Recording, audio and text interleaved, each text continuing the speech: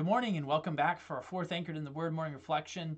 And a reminder again, the topic we're addressing this week is God's compassion and dead religion's rotten fruits. We're looking at this contrast between what the gospel produces, what true faith in Christ produces, and what dead religion produces. And the fact is, the contrast is very startling in the passage in front of us. Well, what I'd like us to do this morning is I'd like us to transition away from that contrast between false religion and the truth and what it produces.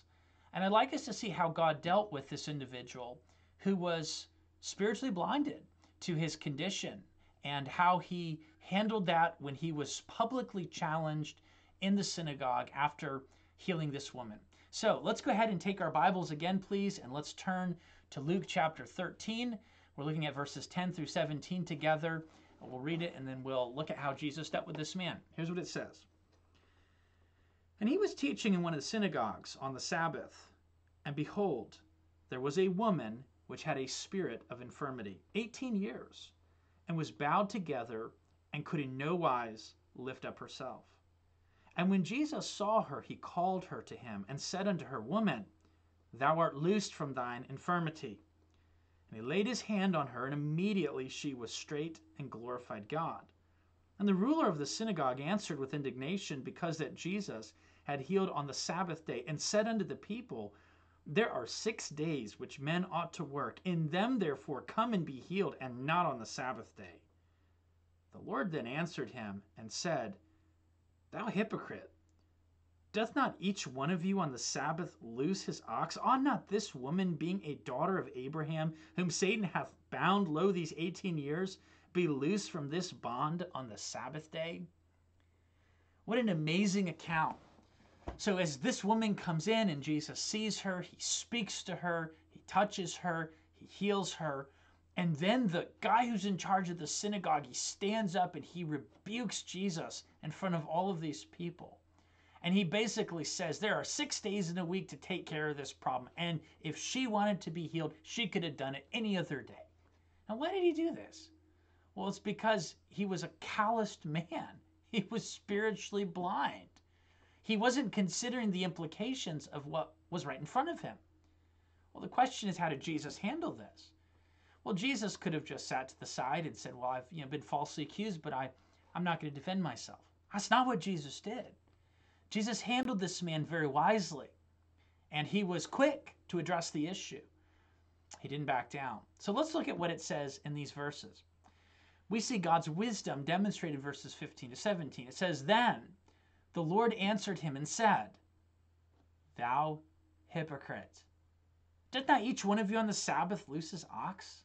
Ought not this woman who is a daughter of Abraham, whom Satan hath bound these 18 years, be loosed from this bond on the Sabbath day?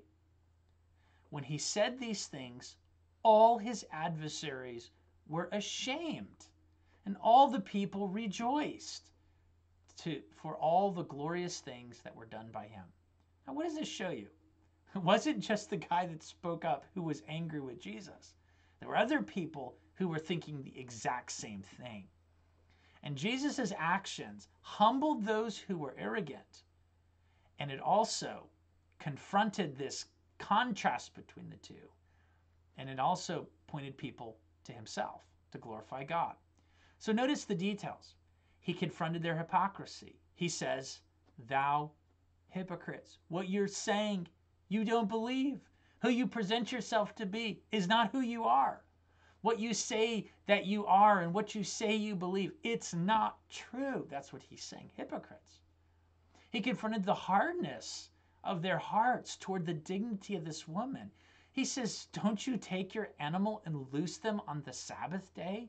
Don't you water them and don't you feed them? Don't you take care of them? If an ox falls in a ditch, don't you get it out, or do you just leave it to die? The answer is, well, of course you take care of it. He says, if you take care of an animal, well, do you have any respect for this woman? Do you care about her value and dignity? And the answer is, no, they didn't. He says, not this woman who is a daughter of Abraham, whom Satan has bound 18 years, be loosed from this bond on the Sabbath day. What's Jesus doing? Confronting their hardness. And he exposed the root of her bondage and the authority that he had to heal. He says, Satan has bound this woman, and I have loosed her. What's the point? The point is that when the gospel is at stake and truth is on the line, you can't compromise. You can't just sit back and just watch people malign the gospel. And you can't watch people undermine the truth. You have to speak up. And so when Jesus was confronted in such a public manner, Jesus pushed back in a public manner. And when the gospel was at stake, he stood on the side of truth.